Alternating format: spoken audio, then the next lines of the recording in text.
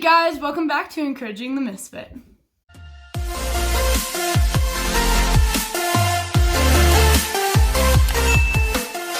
So, two topics that I want to talk about today, just because in the last week, I think they've come up in almost every single conversation that I've had. I've seen it in media. So it's been on my Facebook, my Instagram. It just seems like every time I turn on my phone, it's something about these two topics are coming up. So first of all, I want to talk about the Equality Act. This act just got passed by the House of Representatives, and it's actually, in a little bit, going to end up going to the Senate, and it's going to need at least 60 votes to pass. So it needs about 50 Democratic and then about 10 Republicans. So, it's just crazy stuff right now. Very controversial, especially in Christian communities, just because the act itself has good intentions. It's taking groups like LGBTQ plus communities and same-sex orientation, different sex orientation, and it's adding them to the Equality Act, so it's giving them more protection of like discrimination. So this all sounds good from the outside, but what this actually does is actually going to take away a lot of rights and freedoms from religious-based organizations and people with religious beliefs. So, for example, you could be a doctor or a nurse and asked to do a surgery for like a sex change, and you could get fired if you said no, or you could even possibly face jail time. And so just different stuff like that is very controversial right now. The other topic that I want to talk about is cancel culture. And the reason why I want to talk about these together is it kind of puts Christians in the same boat. We kind of have to respond to both of them in the same way. But if you don't know what cancel culture is yet, I'm still doing research on it, trying to figure out kind of the main basis for it. But pretty much what it is it's this idea that we can cancel anybody who goes against the mainstream belief. So either if they did something years ago, or they believe something that we don't believe, that we can just cancel them. And so we've seen this with examples like Morgan Wallen.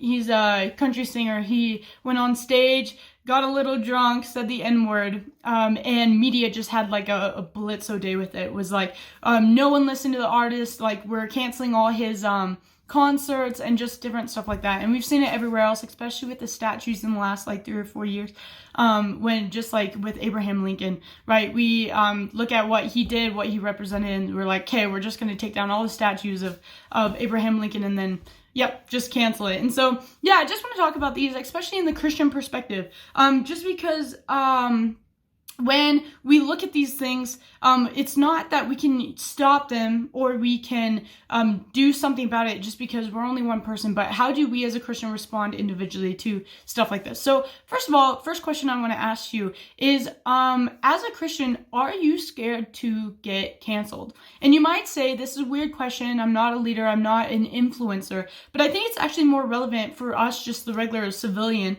than it is the influencer, just because everyday life, we have groups, we have people that we talk to. And I think a lot of times we actually are scared of getting canceled. We're scared of saying what we know is absolute truth because we're scared someone's going to call us out for being something that we're not. And so I want to ask you, like, does that fear of you being canceled or being called out keep you from actually speaking absolute truth? And the reason why I talk about this and the Equality Act at the same time is just because as Christians, the Equality Act, we see it as something that does have good intentions, but something that we can't fight for. Just because we, as Christians in the United States, with the right to believe what we believe and the right to say what we believe, our own opinions, we want to fight for the right to be able to say no, to say that these things are wrong, right? And so something like this would definitely change the atmosphere in the U.S., but we are scared to stand up for that, scared to say what we believe. And I just want to ask you, like, first of all, are you scared of being canceled? And then secondly, I want to ask, are you a part of cancel culture? You may not know that you are, or you may be, yes, I am. Just because your belief may be if someone does something that's wrong, or they do something that is offensive or against what you believe, that you have the right to, hey, I'm not going to associate with you, I'm not going to do anything having to do with you. But if we're Christians and we actually want to follow Christ's example, we need to realize that he never ever had this cancel culture mindset, ever. In his ministry, he was here to die for the misfits. He was here to die for the Jews just as he much was here to die for the Gentiles, here to die for the Pharisees. And so we need to realize this just going into conversations and going into kind of just today's culture where people do mess up. People do say things that they don't mean to. People do believe differently than we do. And as Christians, our job is not to ridicule them for that. It's to show Jesus. It's to love them. And so if you are part of cancel culture and you don't realize it, I would say, man, just check your heart, right? Why are you doing the things you're doing, and why do you have the relationships you do? Just because if you are getting into the mindset of this person offended me, this person did something that was wrong, we can't associate with them, and we need to stop them from having a career such as what happened with Morgan Whalen, right?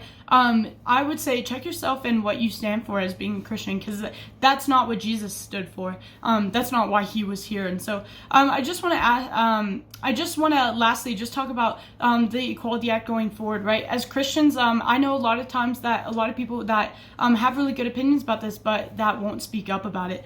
And I would encourage you, right? If you disagree with it, don't be scared to say so in front of a conversation, right? Do it lovingly, but speak absolute truth, right? These opportunities might be the only opportunity for someone to hear the Christian perspective in a loving way, right? Just because Christians are painted in such a terrible way in media.